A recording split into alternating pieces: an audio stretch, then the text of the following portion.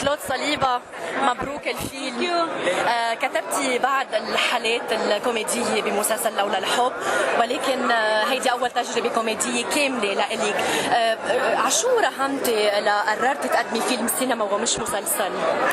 أنا يعني كل نقطة ضعف كل كاتب مثل ما بتعرفي إنه يجرب يكتب سينما، وصارت لي فرصة أكيد ما حقول لا، كنت كثير متحمسة للموضوع ويعني إن شاء الله نكون نجحنا يعني فيه للفيلم، إن شاء الله نكون نجحت ككاتبة سينما. فيلم رائع كأول تجربة كثير حلو وناجح كأول تجربة لإلك.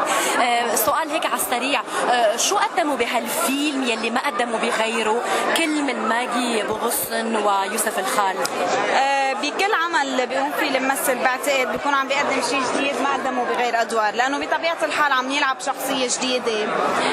بلس الزياده هون انه فيلم سينما مش مسلسل، وهيدا بتعرفي بيختلف هيدا الشيء بالنسبه للممثل وبالنسبه لكل اكيب العمل بين شغل للسينما او لتي في. سو على الاكيد قدموا اشياء جديده، اكيد العالم حتشوفهم بوجه مختلف عن ما تعودت عليهم على التلفزيون او بمسلسلات. نوع الفيلم رومانتيك كوميدي كمان مختلف عن المسلسلات اللي قدموها. صح. من كل النواحي في شيء جديد، فطبيعي يعني كلهم عم حطوا هيك لمستهم السحريه الجديد، حطوا اضافات.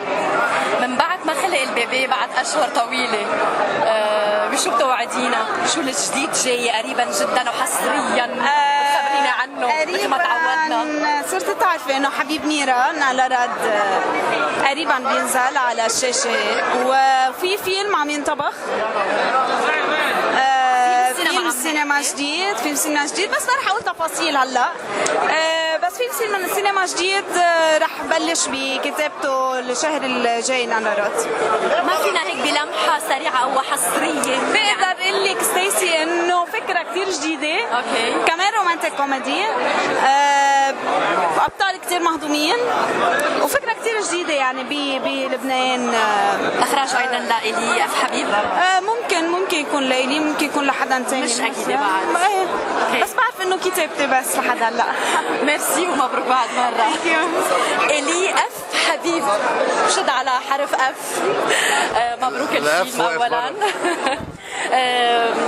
نعرف انه بفتره قريبه جدا في عجقه اعياد، والعالم كلها رح تكون عم بتحضر لافلام لاعياد الكريسماس والنيو يير. ليه تحديدا قررت ينعرض او يخلق البيبي بهالفتره بالذات؟ ما خفت ما ياخذ حقه؟ لا بالعكس، فتره الاعياد كثير منيحه. بعدين نحن نزلناه بري الاستقلال، يعني 22 والاستقلال عم ننزله على لونج ويكند، خميس جمعه سبت احد، طويل بيكون لانه جمعه اوف. يعني ما في خوف انه العالم يكونوا مشغولين بتحضير الاعياد؟ لا اكيد لا، اكيد انه رح يجوا يحضروا. اكيد بيبي يعني كريسماس از سيزون فور سينما كمان يعني.